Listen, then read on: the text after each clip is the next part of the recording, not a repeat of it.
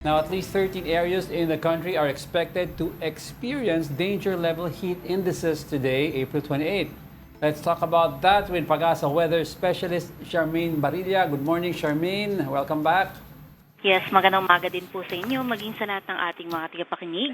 Narito ang ulat sa lagay ng panahon. Sa kasalukuyan, patuloy pa rin yung epekto ng easterlies dito sa buong bansa. Kaya asahan natin ngayong araw, merong kaulapan na magaganap at makakalat-kalat mga pagulan, pagkilat at pagkulog sa may bahagi ng Lanao del Norte, Lanao del Sur, Maguindanao del Norte, Maguindanao del Sur, Zamboanga del Sur at Misamis Occidental. Dito sa Metro Manila at nalalabing bahagi ng ating bansa ay iiral pa rin yung mainit at malinsangan ng panahon at tsansa ng mga pulupulo at mga panandaliang mga pagulan, pagkilat at pagkulog sa hapon. Sa magiging kalagayan ng ating karagatan ay wala tayong nakataas na gale warning. Kaya malayang maglalayag lahat ng sasakyang pandagat. At pinakamataas nga na heat index ngayong araw ay aasahan dito sa may Sangley Point, Cavite na kung saan aabot up until 44 degrees Celsius. Dito naman sa Metro Manila, papalo ang ating heat index hanggang 42 degrees Celsius. Nasa danger level ito kaya iba yung pag-iingat sa ating mga kababayan dito ngayong araw. At yan ang latest mula dito sa Pag-asa Weather Forecasting Center. Charmaine Barilla, nag-uulat. Charmaine, itong mga peak danger level indexes, anong oras ito? Yes, po sa nakikita po natin, usually nagre-range po yan sa pagitan ng alas 10 ng umaga hanggang alas 4 ng hapon. So ito po yung time frame kung saan pinakadelikado yung init na mararanasan natin sa labas. Ito ba ay magtutuloy-tuloy until the end of this month, itong ganitong kainit na panahon, Charmaine? Yes po, no, posible at posible pa pong mas tumaas yan dahil hindi pa po natin nararanasan yung pinaka-peak po ng ating heat index. Usually po kasi nagpipeak po ang ating heat index sa may bandang second week ng May. Alright, Charmaine, tapos para mapaalala lang sa public natin, no, usually ganitong temperature, ano ang kailangan gawin para umiwas sa heat stroke?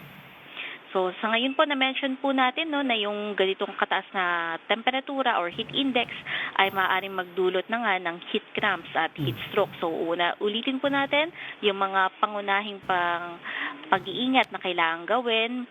Unang-una, sa ating pananamit po, magsuot po tayo ng mga cotton materials para makahinga ng maluwag yung ating katawan at hindi tayo mag-stuck yung pawis sa ating katawan.